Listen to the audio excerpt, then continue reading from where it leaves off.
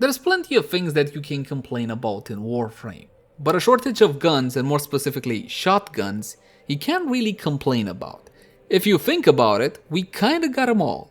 You got your traditional style shotguns, your pellet based shotguns, you have your laser beam shotguns, you got your front tendrils of death shotguns, even projectile based glass explodey shotguns, and then some.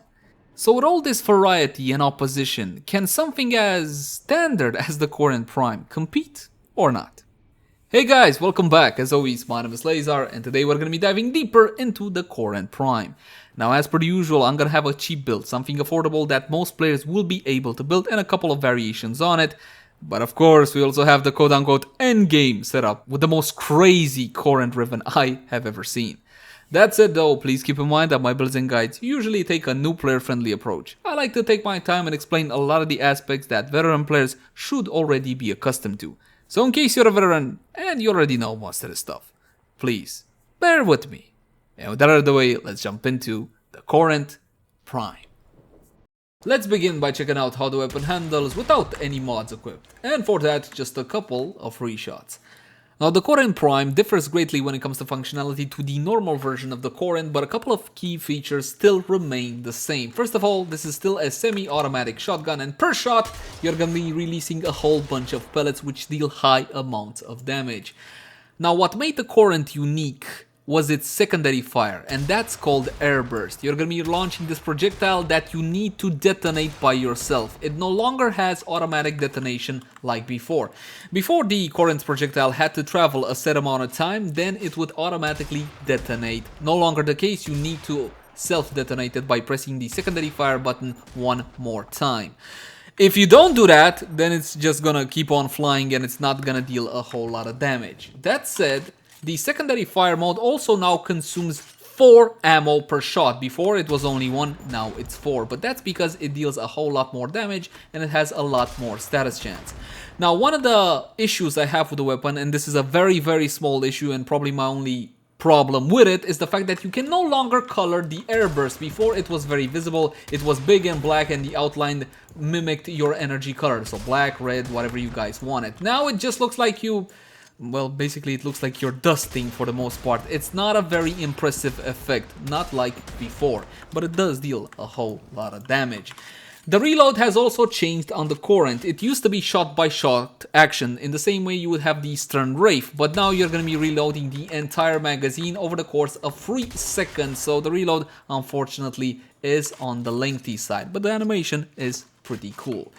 And that's pretty much it when it comes to functionality. Let's have a look at the old version of the Corinth compared to the new version of the Corinth. You know what? I love the design on these weapons. They're absolutely phenomenal. The normal and the Prime as well. When it comes to the accuracy on the Buckshot or the primary fire, you still have 9.1. It's a shotgun, we don't really care. Critical chance and critical multiplier remain the same. 30% base with a 2.8x critical multiplier. And you might say, hey man, at least a couple of percentage extra crit would have been great, right?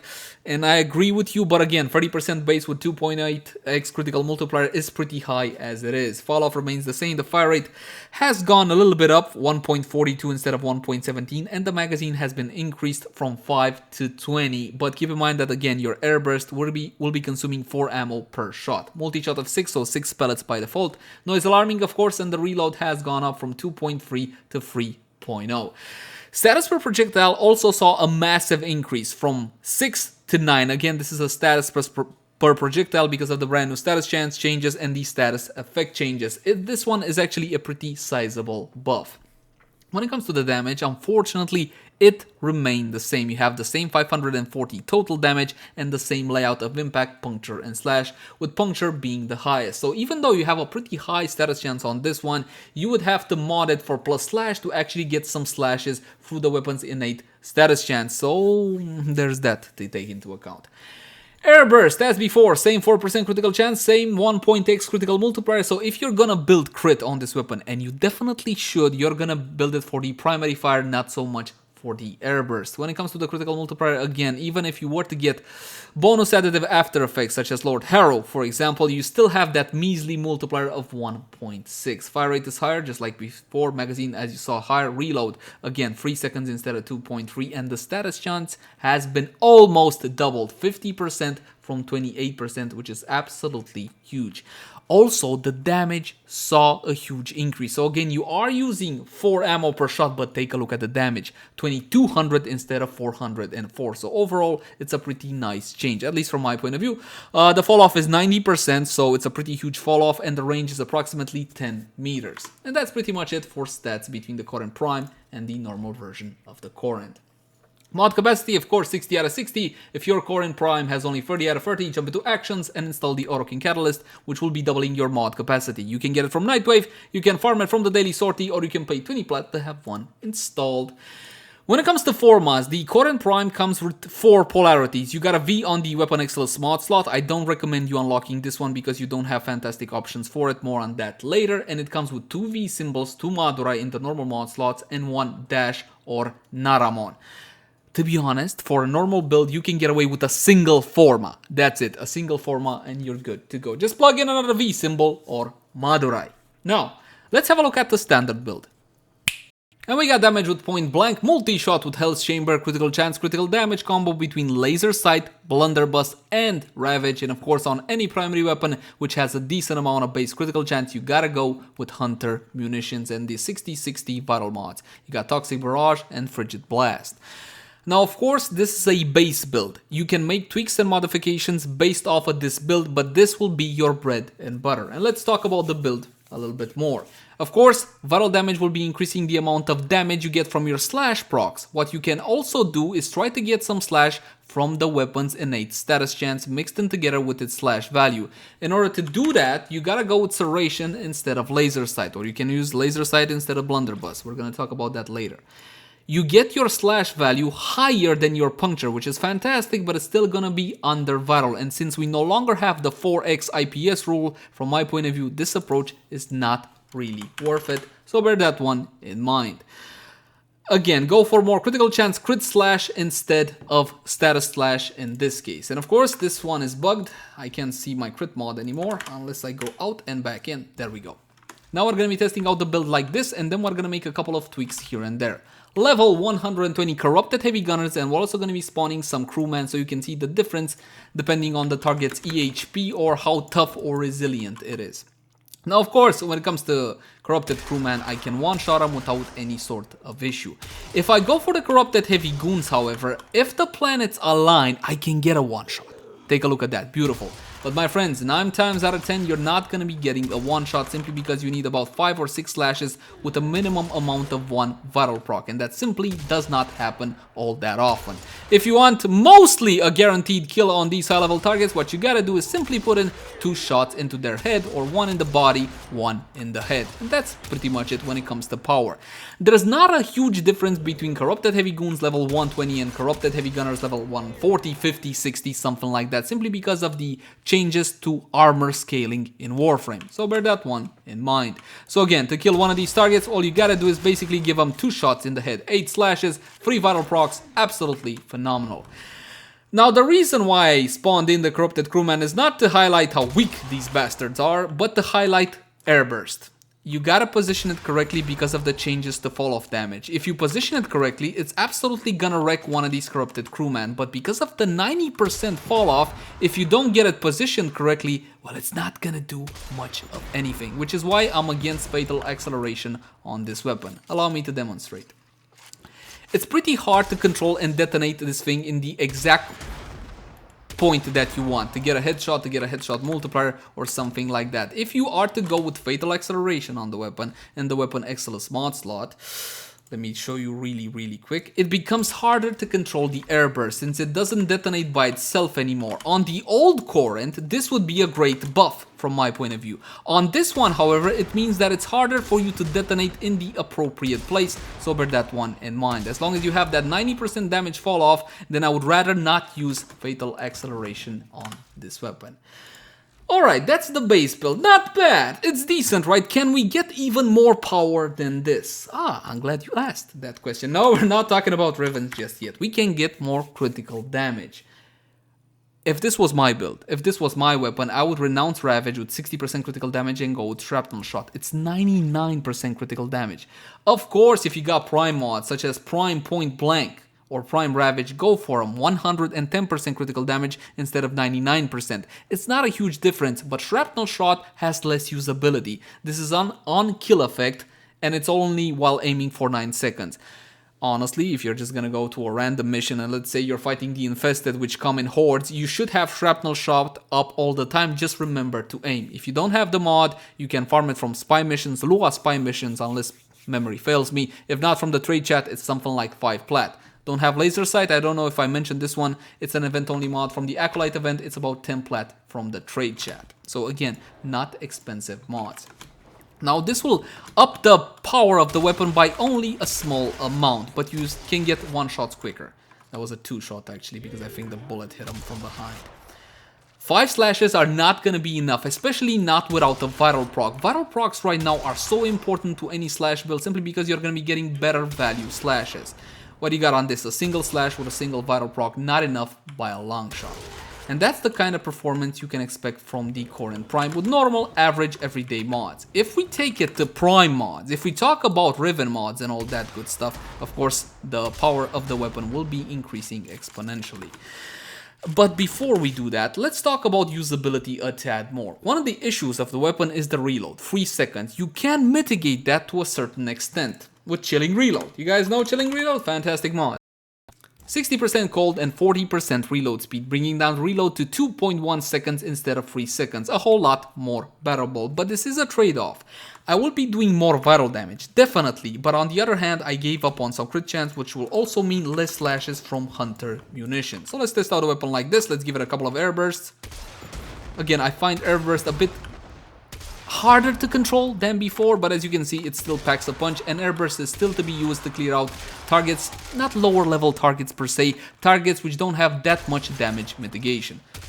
And as you will see, even with Chilling Reload instead of more critical chance, I'm still going to be able to absolutely nuke these targets in just 2 shots to the head. You can do a body shot and a headshot. Again, it's more about how many procs you got of what rather than where you hit your target. But always, my friends, headshots will be better, a lot better on critical weapons. Link in the cards right now if you want to see a full and detailed guide on critical chance, critical damage, and how the multipliers apply. One more build for standard, one more build. I still want to show you guys Corrosive, because clearly a build based on viral with the 60s and Hunter munitions with crit will be a bit more powerful. But perhaps you're my kind of player. Perhaps you just want flat out power as soon as you hit your target. No more slashes, no more procs, no more worrying about did this happen, did that happen, and so on and so forth. Let's talk about Corrosive, shall we? Now, Corrosive currently, from my point of view, is a bit underpowered simply because in a situation such as this, when you're shooting ferrite armor, it should win regardless of the situation, but it doesn't. Hunter munitions is not that powerful by itself currently in Warframe without the use of viral damage. If you don't have viral behind these slashes to bump up the value of the slashes, then from my point of view, take it off. Again, this is part of the status chance changes. Also, when it comes to corrosive damage, you got Prime Charge Shell that you can make use out of. 165 electricity damage, but as before, we're just going to be going normal, average, everyday mods. So Laser Sight is still a must. We're going to be using also Shell Shock from the mission Nilgar Planetaris. Find all the free secret caches, then upon extraction, you got about a 5% chance of getting this one or the rifle version, which is called High Voltage. You're going to need both of them, but it's a pain to farm them from the game. If you see better, bring them. Pick up a copy of each. Okay, we got Shrapnel Shot instead of Ravage. Again, this is an option. It's entirely up to you. But we're going to go with even more critical chance with Blunderbuss. We got Corrosive on the weapon, 359. And now we're talking about straight up impact damage on your targets. Let's get a kill so we can get our vital, our critical damage on. 1, 2, 3. 1, 2, 3. If you get lucky with the procs, you can two-shot one of these targets, but normally it's going to be a free shot instead of a two-shot. And with the Vital Slash build, if you're really lucky, you can get a one-shot. If not, most of the time, it's going to be a two-shot. So that is the difference. This is why currently, from my point of view, Corrosive is a tad on the underpowered side. When you're shooting ferrite armor, I don't see why corrosive damage would not win. Because Vital and Slash will do well in basically almost any circumstance. And that's the Corrosive build. Now, finally, my friends, it's time to talk about Riven mods. Riven disposition currently in Warframe is individual, okay? So your normal Corinth will have one Riven disposition. It can have 1 or 4 or 5 or whatever. And the Prime version is going to have a different Riven disposition. The default one is 3 out of 5. And my friends, get ready for this one. Keep in mind, it is not mine. It is basically perfect or almost perfect. A Corinth Krita Satitis. And this one has critical chance, critical damage, multi-shot, and minus impact. Thank you very much, Zach, for loaning me this beautiful, beautiful Riven. Now, I'm not sure, but I think that with 3 out of 5, you can still roll minus 100% impact with a plus 3, minus 1. I'm not sure. I need to check that. But basically, this is as good as it gets. A fantastic Riven, and this build is the build I use to play around in missions. I, for one, don't enjoy playing with Hunter munitions and viral on basically everything, and I don't enjoy that particular playstyle, which is why my weapons are usually built for straight up corrosive or straight up damage, with Prime Charge Shell, Prime Ravage, Prime Point Blank, and a single 60-60 in the form of Toxic Barrage.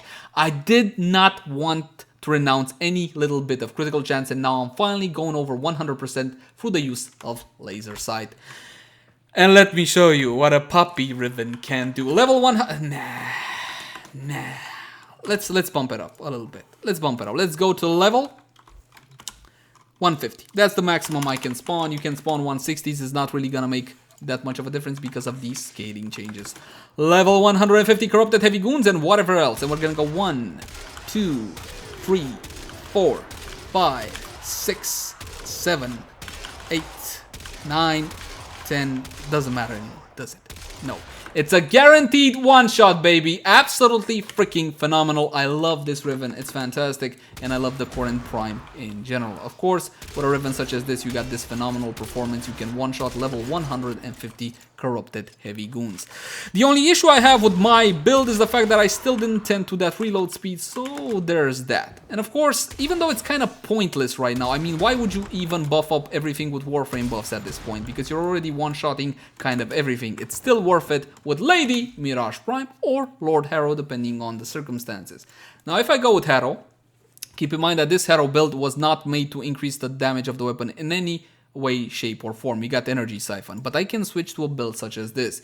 You got Corrosive and you got Rage mixed in together with Avenger. Now, this will help Airburst fantastically much. Again, keep in mind that Airburst has a base critical chance of garbage. So there's that to take into account.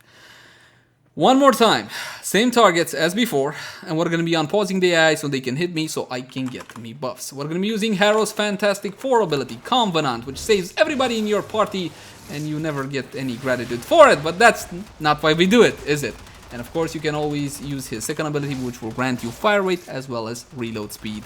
So I don't need to worry about reload speed mods anymore. I guess you can use the Amalgam mod on the Ripcast if you really want some reload speed on your shotgun. So there's that. Just for the numbers, right? But I can also use Airburst like so. And I'm gonna try to get headshots on my targets. Because if you get headshots, then you can enjoy the full bonus of Harrow's 200% critical chance on headshot. It's a little bit difficult, to be perfectly honest, when it comes to the Airburst, but it's totally doable, like so.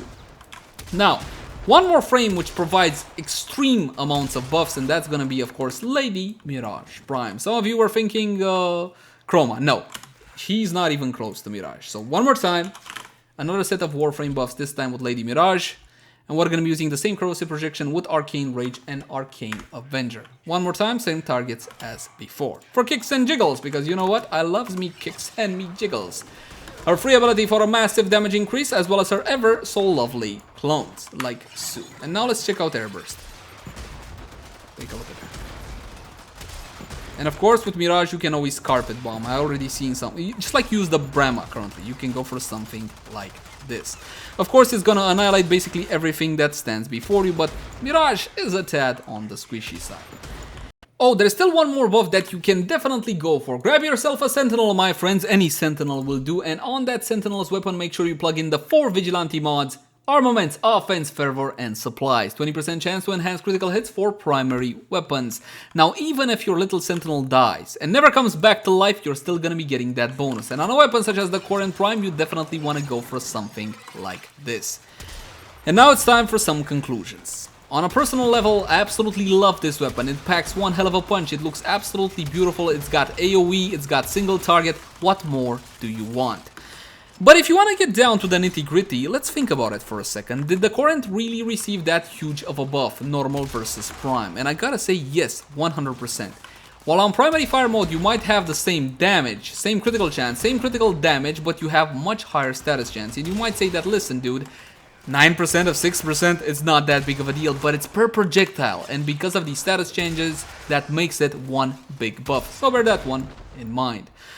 When it comes to the Airburst, this one is a bit more tricky because you got greater control over the projectile itself, okay? But on the other hand, it's a bit more harder to pull off than before. When it comes to usability, you still got 5 shots essentially till you need to reload. Again, Airburst only. So you're either gonna love or you're gonna hate this one. It's harder to pull off, but you do have a greater degree of control. When it comes to the reload, I'll be honest with you, I never liked the shell by shell reload that the Stern Wraith has. It's annoying to me. But I gotta be honest, it's a bit more flexible than something like this, because you can start reloading, reload 1 shell, 2 shells, finish off a target, then hide behind something and finish off your reload. So it was a bit more flexible, although perhaps a bit more annoying. Overall, this is a fantastic weapon and I highly recommend it to just about anyone. Thank you guys so much for watching. Like, favorite, share, and subscribe if you enjoyed the content. If you got any sorts of feedback for me, I would love to read it in the comment section down below. Also in the comment section down below if you guys want to suggest any particular type of content. Now, in all honesty, I can't exactly guarantee that it will be done by next time or even within a week, because sometimes these things take a bit of time to make, but what I can promise you is that I will be reading through each and every comment. You can also find me on Twitch, Facebook, Twitter, all the usual places.